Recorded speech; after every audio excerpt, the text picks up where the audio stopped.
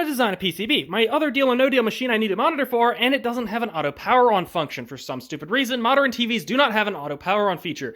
So we need to make a board that will power it on whenever it's provided power. Now, believe it or not, I've never actually done that before. I've never designed a circuit. I repair circuits. I don't design them. Went to everyone's best friend, AI, and this is the design it came up with. This is terrible. I'm not going to go too in-depth with it, but this would actually never work. It used a 556, which is two 555 timers, and its basic goal was to have this 555 timer turn on this 555 timer, but its capacitances and resistances were all wrong, and this output would never turn this on. I went back to the drawing board, quite literally, and drew this design myself by reading the datasheet, looking at some forums, and realized 555 timers are the simplest goddamn things ever. Whenever I turn on this, we should see a quick little spike of power, which will power a relay, just for a split second to turn on the TV. Now, I could adjust that by adjusting mostly this resistor, but also this capacitor if need be, to give a little bit of a longer pulse or shorter pulse if I need to.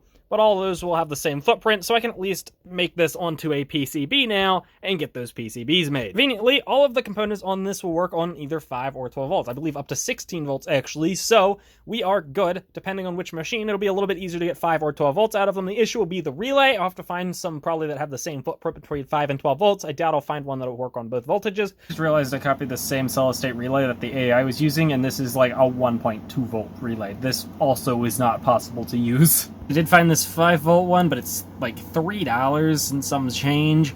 I could do some more bullshit circuitry to knock that output voltage down to a lower voltage, like the 1.2 volts or whatever. But honestly, for simplicity's sake, why don't we just go with these? They're not solid state, but they're a third of the price, and I can get them both in 5 and 12 volts in the exact same package style. Plus, it had like 5 extra capacitors throughout here, which I told it didn't need. It doubled down and said they were needed. I sent it a screenshot of the schematic with them, and it said, hey, looks like you have some extra capacitors. You should probably remove them. If anyone has any suggestions on anything that should be changed, please let me know, because, again, I repair PCBs. I do not design them.